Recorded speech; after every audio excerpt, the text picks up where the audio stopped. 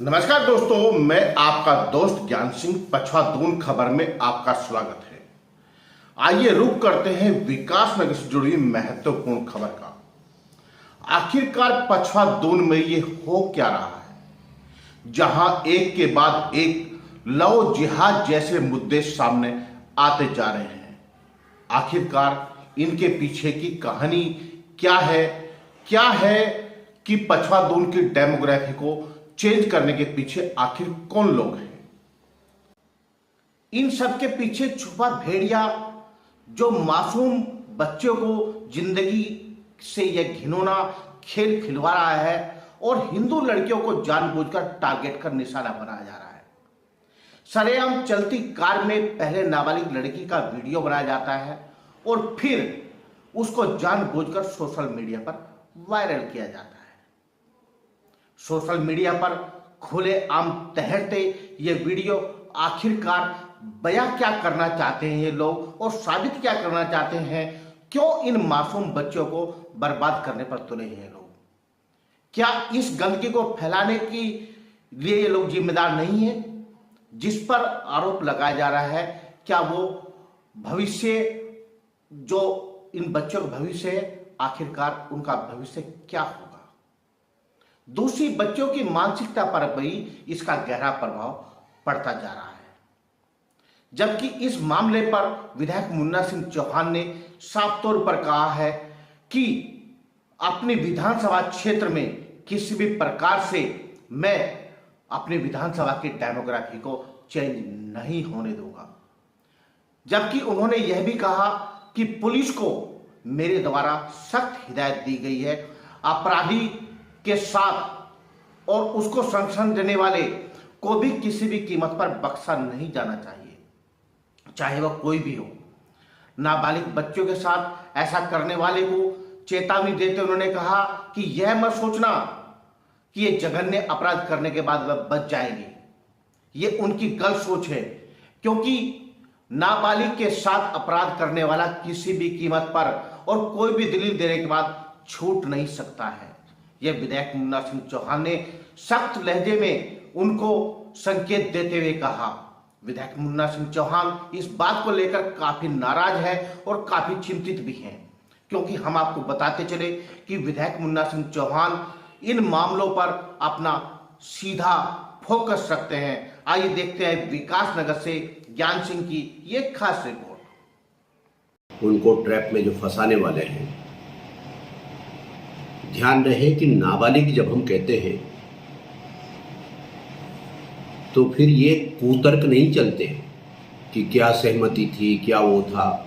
नाबालिग से किसी भी तरीके का छेड़खानी करना, कोई संबंध बनाना, वो गैर कानूनी है पोक्सो एक्ट के तहत। एक लड़का जीवनगढ़ का है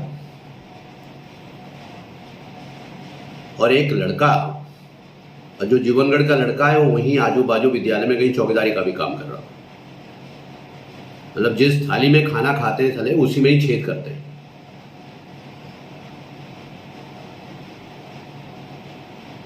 जो दूसरा लड़का है वो भी मुसलमान है, ये पहला वाले भी मुसलमान है।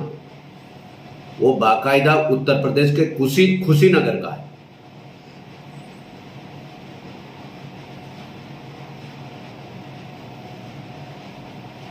और मैं बार बार इस बात को कह रहा हूं और स्थानीय लोगों को मैं बार बार इस बात की सलाह भी दे चुका हूं कि बाहर से घुसने वाला ये जो क्रिमिनल एलिमेंट है, जो एक एजेंडे के तहत आ रहे हैं, भैया या तो इनको संरक्षण देना बंद करो, नहीं तो खामियाजा भुगतने को तैयार हो। हम किसी को बख्शेंगे नहीं किसी भी कीमत पर। गुनाहगार को तो बख्शने का कोई सवाल ही नहीं है, लेकिन उस षड्यंत्र में परोक्ष रूप से भी जो सम्मिलित होगा, इनडायरेक्टली भी जिसका इन्वॉल्वमेंट होगा, उसको भी नहीं बख्शेंगे, कम व्हाट में। कहीं कोई करे ना करे, लेकिन विकास नगर में मेरे विधायक रहते हुए सुई के नोक के बराबर भी इन हरकतों के लिए कोई गुंजाइश नहीं है। मैं उत्तराखंड की इस देवभूमि को कलंकित नहीं होने दूंगा।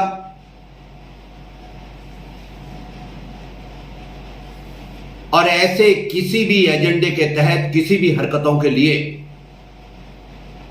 कानून में जो सख्त से सख्त सजा हो सकती है उन मिलेगी और संरक्षण देने वाले भी लदेंगे।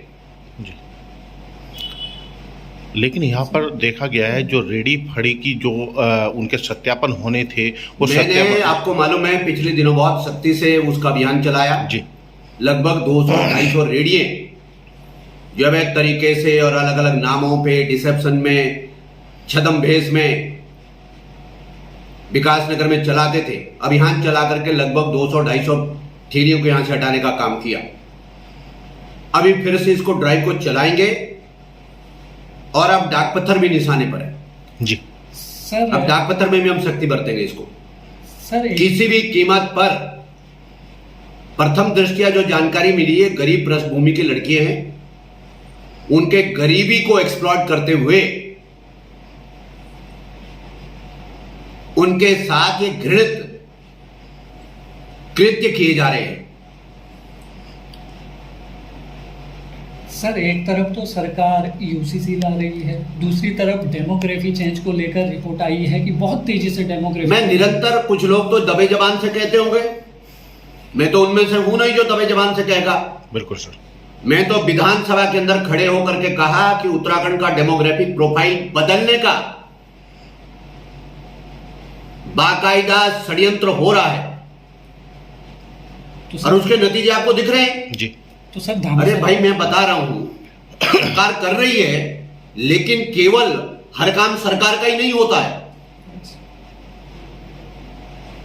यहां के जनसाधारण को भी जागरूक बनना है उसके लिए कि हमारे अड़ोस पड़ोस में कौन सा एलिमेंट रह रहा है, हम किस प्रकार के तत्वों को संरक्षण दे रहे हैं। सरकार हर व्यक्ति के घर की चौकीदारी नहीं कर सकती। बिल्कुल सर। सरकार को जो कदम उठाना है वो सरकार कदम उठा रही है, लेकिन हमारी आपकी भी तो ड्यूटी बनती है। अभी चक्राता के अंदर घटना हुई, पुरोला के अंदर घटना हुई, पिछले सालों में नौगांव के अंदर घटना हुई। एक बालिका को एक कबाड़ी ने रस्सियों से बांध के रखा अपने गोदाम में, पूरे घाटी में हाहाकार रहा, पता ही नहीं चला। जब पुलिस ने डोर टू डोर कोम्बिंग शुरू की तो कोम्बिंग में मालूम पड़ा कि वो तो उसको रस्सियों से बांधा हुआ है और उसको कहीं बाहर ले जाकर के बेचना चाह रहा था कोई रेडिकलाइज्ड एलिमेंट्स को। तो इसे ही कहते हैं भैया षड्यंत्र, इसे ही कहते हैं रेडिकलाइजेशन, इसे ही कहते हैं डेमोग्राफिक चेंज करने का एजेंडा। उससे पहले पिथौरागढ़ में घटना हुई थी।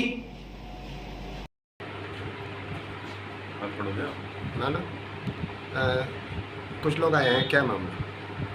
कुछ स्थानीय व्यक्तियों द्वारा मौखिक रूप से अवगत कराया है कि दो नाबालिग बच्चों के साथ दो युवकों के द्वारा उनको बहराने फुसलाने संबंधी कुछ और अन्य आरोप लगाने के संबंध में उनके द्वारा अवगत कराया है। इस मामले की जांच की जा रही है और जो उन्होंने बातें बताई उन्हें संज्ञान में लेकर के उनको पूछताछ के लिए विशेष पुलिस अधिकारी नियुक्त करके कार्रवाई प्रारंभ की जा रही है।